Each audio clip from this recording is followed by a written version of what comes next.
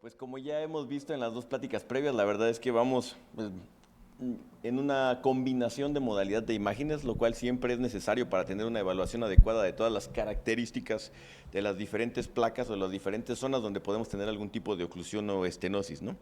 Es muy importante en algunos casos utilizar las tres o las cuatro modalidades, en este caso o en específico hablaré de la placa carotidia, que como comentó el doctor, pues la verdad es que en la parte de angiotomografía nosotros también tenemos un gran apoyo, pero definitivamente donde hay un cambio más significativo es en la parte de resonancia magnética, ¿no? Pues aquí, al ser aún una parte móvil, el cuello se puede pedir al paciente, si es que es un paciente cooperador, si es que es un paciente que obedece órdenes, pues que tal vez eviten lo medio lo posible de deglutir para que se puedan obtener imágenes adecuadas, ¿no? Estamos hablando de que la bifurcación carotidia no abarca más allá de 5 centímetros, tomando en consideración la carótida común, bulbo carotidio y la porción proximal de la arteria carótida interna, y por ende las zonas que tenemos que rastrear son muy pequeñas, con estudios que aún sí tienen tiempos largos, pero ya lo iremos viendo a lo largo de la plática. Estos son los dos hospitales donde yo estoy, el Instituto Nacional de Neurología en la parte de arriba y el Hospital Médica Sur, ¿no? Entonces, a manera de introducción, ya está bien establecido que la estenosis carotidia es un factor predisponente para que un paciente tenga enfermedad vascular cerebral. Aproximadamente contribuye de un 10 a un 20% de las causas o de las etiologías de enfermedad vascular cerebral o de ataque isquémico transitorio. Y pues bueno, a hoy en día las clasificaciones que seguimos utilizando para saber si se tiene que hacer o no alguna intervención al paciente se basan primordialmente en el grado de estenosis, NACET o ESET son los estudios que se siguen utilizando con base al porcentaje de estenosis, ¿no? Pero, pues ya las guías que no se han actualizado recientemente, pues siguen utilizando este grado de estenosis como principal factor para saber si tengo que hacer algo o no al paciente, o si el paciente pudiera tener algún tipo o algún factor que predisponga a una enfermedad vascular cerebral. Pero pues a hoy en día las técnicas se están haciendo cada vez más sensibles, son más específicas y rentables para medir con precisión este grado de estenosis. Entonces, ya la parte coronaria está bien establecido la estabilidad y vulnerabilidad de la placa como factores más importantes que tal cual el grado de estenosis, ¿no? Es decir, la combinación de factores como calcificaciones, como tejidos blandos dentro de estas placas, antes que saber si es una placa estenótica o no estenótica. Y pues obviamente la arteria carótida tiene un mayor diámetro, tiene condiciones hemodinámicas completamente diferentes y puede causar síntomas sin que se produzca un cierre local en el vaso. Es decir, puede haber una enfermedad en el bulbo carotidio, pero no necesariamente voy a tener síntomas por cierre de este vaso. Puede migrar algún fragmento de esta placa y entonces condicionar algún síntoma en un territorio muy distal, ¿no? Sin embargo, sabemos ahora que las placas vulnerables o inestables de la arteria carótida son más propensas a embolización, esto independientemente del grado de estenosis, ¿no? Los eventos vasculares o las enfermedades vasculares cerebrales criptogénicas, es decir, sin una causa aparente, se producen hasta en 30% de los pacientes. Es decir, cuando llega un paciente con infarto cerebral y que se hace el abordaje ya no del tratamiento, sino del qué pudo condicionar este infarto cerebral, hasta en 30% de los pacientes no se determina cuál fue la causa de este infarto. Entonces, nuevamente, es prácticamente un tercio de los pacientes que quedan sin una etiología aparente, pero ya se ha identificado que un tercio de este 30% se asocia a una placa ateroesclerótica no estenótica del mismo lado que el paciente tuvo la enfermedad vascular cerebral. Entonces, la imagen por resonancia magnética ya nos va a ayudar ahora a determinar qué características tiene que cumplir una placa para considerarse como vulnerable o inestable. ¿Cuáles son las características principales? Hemorragia intraplaca, ruptura de la placa o trombo intraluminal, que ahora vamos a ir viendo cómo es la evolución de las placas a lo largo del tiempo. Y por lo tanto es posible detectar a una alta proporción de estos eventos, que estos eventos vasculares cerebrales se deban a una lesión en estas placas, ¿no? Por lo tanto, pacientes con alto grado de estenosis, también ya se sabe, tienen placas más estables, por lo tanto tienen menor posibilidad de rotura. Tenemos que hacer entonces un cambio en el paradigma, en la estratificación de las características de la placa y que no se basen nada más en el porcentaje de estenosis, sino en los procesos biológicos que van a ir ocurriendo a lo largo del tiempo.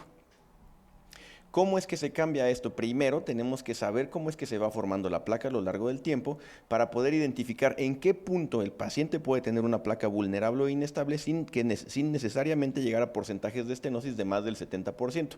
Estos ya son estudios que se han publicado donde se hizo una clasificación de manera genérica de los tipos de placa que hay, y es tipo 1, 2 y 3, que son las placas que posiblemente sean asintomáticas, y como vamos a ir viendo en la evolución biológica de estas placas, en el tipo 1 va a haber depósitos aislados de de macrófagos, células de espuma. Tipo 2, hay una excreción de la grasa con algún tipo de acumulación inicial de lípidos, principalmente a nivel intracelular, y el tipo 3 ya va a tener depósitos de lípidos extracelulares. Entonces, estos cambios biológicos, uno, no condicionan que la placa sea vulnerable o inestable y tampoco se asocian a estenosis significativas.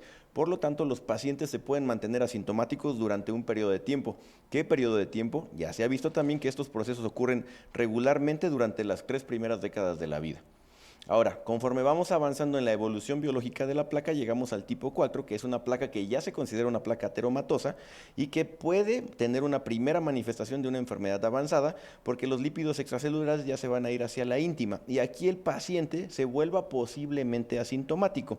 ¿Por qué? Porque ya va a haber células inflamatorias, ya va a haber macrófagos y pueden volverse clínicamente significativas porque va a ser una placa que va a dar hacia la luz en este factor hemodinámico, hablando de la bifurcación, y que no va a tener una capa fibrosa que va a estar rodeando esta placa, por lo tanto puede ser propensa a fisurarse y condicionar síntomas no solo a nivel del bulbo, sino a nivel distal, ¿no? Es decir, tal vez enfermedad de pequeño vaso o algún infarto pequeño o ataque isquémico transitorio. El siguiente tipo de placa, tipo 5, es una clasificación, un tipo de placa que se subdivide en tipo 5A, B y C, como lo pueden ver, y nuevamente este núcleo lipídico se va rodeando de una capa fibrosa. En el tipo 5B puede tener un poco de calcificación, tanto dentro del núcleo lipídico o en algún otro componente de la placa, y la tipo 5C ya son placas que son pobres en lípidos, por lo tanto tipo 5A y 5B son placas vulnerables o inestables, y la placa tipo 5C se empieza a volver una placa estable por la pobreza de lípidos que va a tener. Obviamente también hay cambios histológicos ahí, hay proliferación capilar y algo importante acá, hay una vasa vasorum, es decir, hay una nueva neoformación que nos puede condicionar cambios en resonancia magnética y que nos permite identificar cuando una placa carotidia está en este tipo, ¿no? Este tipo de placa 5A y 5B, como les comenté, es propensa a fisurarse, puede tener un desarrollo de un hematoma o incluso formar un trombo intraplaca y condicionar síntomas distales. Ahora, la tipo 6, que es la placa que se considera más peligrosa, por así decirlo, es una placa que va a estar con una fisura o ulceración, va a tener un centro necrótico lipídico importante y puede tener hemorragia o trombo intraplaca y también está asociado a un factor de inflamación. Por lo tanto, esta es la placa que se considera, al menos dentro de la evolución biológica, la placa que puede condicionar más síntomas en un paciente y que no necesariamente tienes que esperar a tener porcentajes de estenosis de más del 70% para decidir si tratas o no esta placa. A manera de resumen, ahí está tipo 4, 5 y 6. A diferencia de las primeras 3 fases, cualquiera de estas fases pudiera ser sintomático. Entonces, ya se han realizado estudios que nos han permitido correlacionar la resonancia magnética con la evolución de las placas y ahora les voy a mostrar cómo es que se subdivide cada una de estas imágenes por resonancia magnética. Entonces, ¿cómo se consideran placas o la histopatología de las placas sintomáticas? Cuando tienen mayores tasas de hemorragia intraplaca, cuando hay mayor presencia de lípidos, neovascularización por el proceso inflamatorio que va a haber, o una placa fibrosa delgada o trombo intraplaca. Estos son datos de que en cualquier momento se puede desprender o formar algún trombo y migrar de manera distal. Y placas que se consideran estables son placas que van a tener bandas fibrosas gruesas, es decir, hay algo que está rodeando este proceso y entonces la posibilidad de que se rompa es muy baja, y que no tengan un núcleo rico en lípidos, es decir, que se vuelvan ya placas más calcificadas, por lo tanto se consideran placas más estables. ¿Cuál es el objetivo de la neuroimagen? Pues distinguir estas características de las placas carotidias para poder identificar a un paciente que posiblemente esté asintomático, pero que por imagen ya tenga datos que sugieran vulnerabilidad y entonces en cualquier punto se pueda volver sintomático. Hablando específicamente de la imagen por angiotac, perdón, esta es una resonancia, ya se ha publicado también una clasificación que se llama Plaque Scale, que esta no solamente ayuda a saber el contenido de la placa, sino también qué posibilidad hay de que si se realiza algún tratamiento, y hablando puramente de la parte endovascular, se pueda tener una alta tasa de reclusión en menos de un año. ¿Por qué? Porque esta clasificación nos divide a la placa solamente en dos cosas importantes. ¿Tiene calcio o no tiene calcio? Si tiene calcio, la vamos a ver como grado 0, 1 y hasta el 4. Es calcificación circunferencial en un corte axial de 0%, es decir, no hay calcio por ningún lado. Calcificación de menos del 25%, de 25 a 50, 50 a 75 o 75 a 100%. Entonces, cuando estoy frente a una placa que tiene alto porcentaje circunferencial de calcificación, la posibilidad de que el éxito del tratamiento endovascular se presente en menos de un año aumenta por la misma dureza o fuerza que va a tener esta placa. Obviamente hay combinaciones y otro factor que considera esta placa scale es el tejido blando. Y el tejido blando solo lo dividen como hay o no hay tejido blando. ¿Cuándo se considera la presencia de tejido blando? Cuando este grosor en un plano axial nuevamente es de más de 2 milímetros, se considera que hay tejido blando presente. Por debajo de 2 milímetros no hay tejido presente. Y entonces, con base en esto, podemos realizar una clasificación con porcentajes que pueden ser del 0 al 25%. Y les voy a ejemplificar acá, por ejemplo. Si se fijan, una calcificación de menos del 25% en un corte circunferencial en una placa estenótica con mucho componente de tejido blando. Está presente, sí, menos del 25%. Otro ejemplo de placa de 25 al 50% en un corte circunferencial con un poco de tejido blando, circunferencial nuevamente de 50 a 75%, y vean esta placa carotídea donde hay una calcificación de más del 75% en un plano circunferencial u otra que está completamente calcificada. También esto ayuda para poder identificar qué paciente va a poder ser o tener una mejor respuesta a un tratamiento, ya sea endovascular o endarterectomía. Aquí la clasificación de tejido blando, vean ustedes, una disminución importante de más del 70%, obviamente, en un plano circunferencial, tomando en cuenta todo el borde lateral de la carótida, pero puramente de tejido blando. Es decir, ¿este paciente se beneficiaría de un tratamiento endovascular? Sí, porque es mucho tejido blando el que tengo que solamente aplastar o dejar por debajo del stent, tomando las consideraciones o las precauciones de poner un filtro antes de cruzar esta placa para que no se vaya a desprender algún fragmento de este tejido, a diferencia de este paciente que tiene la combinación de las dos, ¿no? Una placa de más del 75% completamente calcificada, y en el lado izquierdo una placa que tiene entre 50 y 75%, pero con un alto contenido blando que se asocia a una disminución significativa del calibre en ambos lados, ¿no?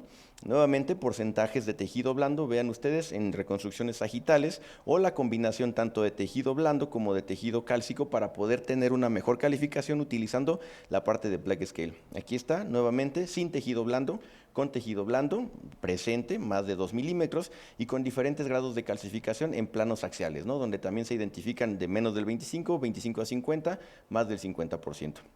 Ahora, resonancia magnética, ¿ofrece una mayor caracterización de la placa? Sí, porque ya se ha estudiado muchísimo, se cuentan con diferentes secuencias y nos ayuda a poder tener una mejor caracterización de los diferentes componentes.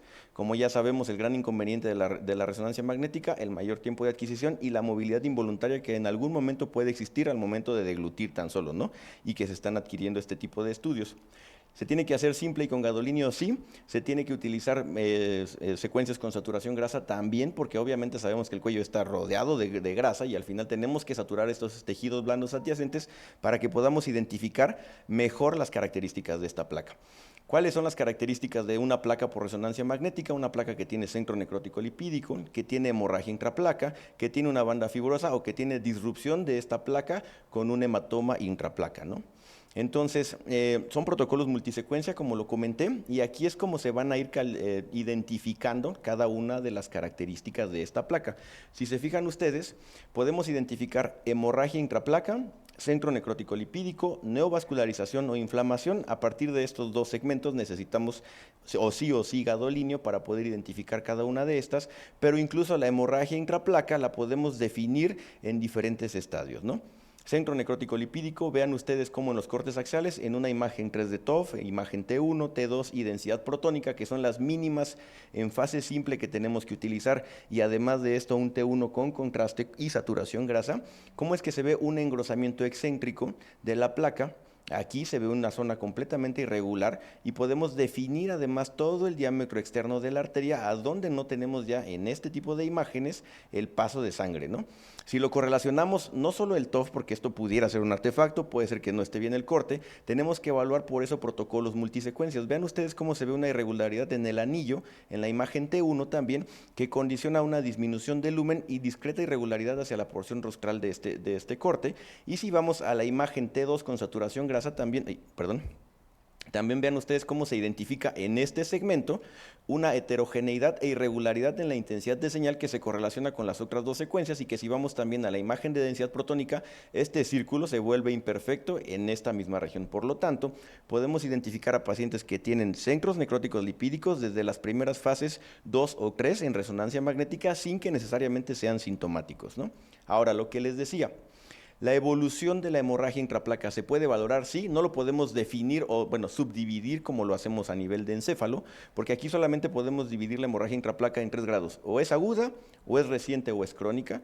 La aguda es una hemorragia de menos de una semana, la reciente va en un periodo de 1 a 6 semanas y la crónica va de más de 6 semanas. Entonces, en la imagen aguda, vean los cambios que se tienen que hacer, por eso las diferentes combinaciones de las secuencias, perdón. En la imagen T1 puede verse hiperintensa, tanto en la fase aguda como en la fase reciente. Si vamos o avanzamos hacia la fase crónica, es donde tenemos cambios en la intensidad de señal, y así en las diferentes secuencias, T2 o densidad protónica, que puede verse hipointensa, perdón, en la fase aguda, hiperintensa en la fase reciente y crónica en la fase, hipointensa en la fase crónica. Y en la imagen 3 de TOF, en la fase aguda, y esto es algo muy evidente, se va a ver completamente hiperintensa justo por debajo del lumen vascular, que se mantiene esta hiperintensidad incluso en la imagen, en la hemorragia reciente, y el cambio lo tenemos hacia la fase crónica, donde se vuelve hipointensa. Vean ustedes nuevamente cortes de resonancia magnética, no sé si se puedan ver en la imagen T1, en la imagen TOF, el lumen vascular está completamente disminuido. Aquí está la circunferencia o el vaso por donde debería de tener ese lumen, que no está para nada conservado. Regresando nuevamente, se ve discretamente hiperintensa en esta región hacia la porción caudal de esta circunferencia, francamente hiperintensa en la imagen T2, heterogénea y discretamente hiperintensa, en T1, en T2 heterogénea, discretamente hiperintensa, y en densidad protónica nuevamente se hace mucho más evidente esta hiperintensidad que se había identificado desde la imagen T2. Entonces, combinando las secuencias por resonancia magnética, podemos definir incluso en qué fase de la hemorragia está. Ahora, es importante definirlo, sí, porque en una fase aguda o reciente, que va en un periodo de 1 o de 1 a 6 semanas, y estamos hablando ya de términos más como de hot carotid, es decir, paciente que tuvo síntomas de alguna enfermedad vascular cerebral, se identifica alguna alteración en resonancia magnética y se ve una hemorragia aguda, es un paciente que se considera candidato a tratar, porque en los primeros 7 días hay un mayor riesgo de recurrencia de un infarto cerebral si no se hace nada a esta placa. Si salimos de este periodo o por fuera de este periodo, podemos ya no ofrece ningún beneficio el tratar a este paciente, porque es una placa que se va a resanar, se va a restaurar, y entonces la posibilidad de que tenga un nuevo infarto disminuye a lo largo del tiempo. Por eso es que es importante identificar si estamos ante una placa aguda, porque por arriba de este periodo, pues prácticamente no se beneficia al paciente, aún se ha llevado a un tratamiento endovascular. Ahora, la sensibilidad y especificidad para la detección tanto de hemorragia como de centro necrótico lipídico son muy altas, pero pues aquí también se ha identificado ya un acuerdo interobservador para la detección y para la diferenciación. ¿Por qué? Porque también esa heterogeneidad que a veces tienes entre un observador y otro puede condicionar que a lo mejor yo la dé como una placa aguda, pero alguien la vea y se dé como reciente. Entonces ya se ha evaluado esto y la verdad es que la variabilidad es muy baja, y por lo tanto es confiable el estudio de resonancia magnética para poder identificar algún cambio. Ahora, T1 con gadolinio, ¿por qué es importante? Porque si identificamos reforzamiento en la placa, pues nos está asociado a vulnerabilidad e infiltración de macrófagos. Por eso es que tenemos que conocer la biología de la placa para saber en qué fase de la evolución de esta placa nos encontramos, y este contraste de reforzamiento nos ayuda a identificar neovascularización hasta el 97% de los casos o infiltración. También es un método reproducible y confiable. Vean ustedes un centro necrótico lipídico en la imagen 3 de TOF, se ve completamente irregular. Esta es una banda fibrosa gruesa, se ve cómo se define una banda fibrosa gruesa, más adelante viene otra imagen, pero lo explico de una vez, como una zona hipointensa que se mantiene entre el lumen vascular y el resto del tejido blando que va a estar en esta circunferencia por donde debería de haber un lumen total, ¿no? Cuando se pone medio de contraste, ¿qué es lo que pasa? Vean cómo hay una zona de reforzamiento en el lumen que va hacia la luz del vaso, y la zona de centro necrótico lipídico se mantiene completamente o sin reforzamiento. En la imagen T2 vean cómo esta hiperintensidad por el acúmulo de macrófagos y de lípidos se va a ver hiperintenso, y en la imagen T1 con gadolinio, este es T1 simple y con gadolinio, se identifica muchísimo mejor cuál es la pared externa de este vaso y cuál es la pared interna con este centro necrótico que no me presenta ningún tipo de reforzamiento en las imágenes que se hacen, ¿no? Ahora lo que les comentaba, la capa fibrosa que puede ser o está o no está, no hay más, se va a ver sutilmente hipointensa. Vean ustedes la combinación de placas, hipointensidad en la imagen 3D TOF franca de aspecto en media luna, esto está en relación con calcificación y es una calcificación, retomando la parte de plaque scale, de menos del 25%, que se asocia a una zona hipointensa entre el lumen del vaso y la capa externa. Aquí hay una banda fibrosa hipointensa que rodea todo esto, salvo en este segmento, ven ustedes cómo se adelgaza. Entonces hay una banda fibrosa gruesa, sí, no está en toda la circunferencia de la placa, se asocia a una placa, a una pequeña zona de calcificación, que esta zona de calcificación se sigue viendo hipointensa en la imagen T1, densidad protónica también, y aquí la imagen T2 prácticamente no nos ofrece ningún tipo de información que no sea o que no se haya obtenido en las 3 primeras secuencias. Nuevamente, banda fibrosa gruesa, aquí está. Aquí no hay ninguna banda fibrosa gruesa en este corte axial que se hace, únicamente se ve la zona heterogénea de predominio hiperintenso en la imagen T2, una hipointensidad lineal en la imagen del lado derecho, bueno, no sé qué radiológico sea, pero del lado derecho donde yo lo estoy viendo, y esto es una banda fibrosa gruesa que da estabilidad a la placa, ¿no? Entonces, sí podemos identificar por imagen 3D TOF, sí, estos estudios los hacemos en resonancia magnética de 3 Tesla para poder tener una mejor identificación de este tipo de hallazgos, ¿no? Se puede hacer en 1.5, sí, se puede hacer en 1.5, pero la posibilidad o la resolución espacial y temporal que vamos a tener va a disminuir de manera significativa. Entonces, nuevamente vean ustedes por qué es importante identificar un componente mixto. Nuevamente, la circunferencia externa del vaso, que no está con el lumen respetado para nada, una banda fibrosa gruesa que se asocia a irrupción del paso de sangre hacia el interior de la placa. Por lo tanto, este tiene componente mixto, banda fibrosa gruesa, banda fibrosa delgada, asociado a irrupción de la placa. Es una placa que puede terminar de ulcerarse en cualquier momento y presentar un trombo intraplaca o un infarto distal, ¿no? Ahora, es importante saber la parte o la correlación que hay de la clínica con la radiología también, porque por más que identifiquemos cosas y no hay cambios clínicos en el paciente, pues de nada nos sirve. Y esto que les acabo de mencionar al inicio, con los diferentes tipos de calcificación, de evolución de la placa desde el tipo 1 hasta el tipo 6, ya se ha validado en imagen de resonancia magnética. Entonces, si se fijan en los reportes que yo entrego cuando se pide una resonancia magnética de estudio o placa carotidia, se tiene que poner esta clasificación, ¿no? ¿Por qué? Porque es tipo 1 o 2, que prácticamente está muy normal o cerca de lo normal, sin ningún tipo o grado de calcificación. Tipo 3, hay algún engrosamiento de la íntima, la placa puede tener pequeños lípidos, pero pues tampoco se asocia a calcificación. Tipo 4 y 5A, ya se empieza a ver un centro necrótico lipídico, ya puede tener una banda fibrosa que lo va a estar cubriendo con pequeñas calcificaciones que tal vez no representen en circunferencia más del 25%. Tipo 5B, ya esta placa va a tener lípido con el núcleo, con el tejido fibrótico en el centro y puede ya tener calcificaciones mucho más evidentes o más significativas. Tipo 5C ya va a tener tejido fibroso, no va a tener tejido lipídico y puede también tener pequeñas calcificaciones. Y el tipo 6, que es la placa, como les comenté, más peligrosa si se asocia a un evento o a una enfermedad vascular isquémica en una fase hiperaguda o aguda, porque esta placa va a tener hemorragia o trombo y entonces puede seguir embolizando si es que no se condicionó desde el principio una oclusión de un vaso principal. Entonces, la caracterización de la resonancia magnética o por resonancia magnética para la placa carotidia es una herramienta valiosa, sí, porque nos puede incluso predecir eventos isquémicos subsecuentes. Ya se analizó la hemorragia intraplaca, el centro necrótico, el adelgazamiento y la rotura de la placa, para poder identificar a los pacientes que pueden ser susceptibles a tener posiblemente un ataque isquémico transitorio o incluso un evento vascular bien establecido.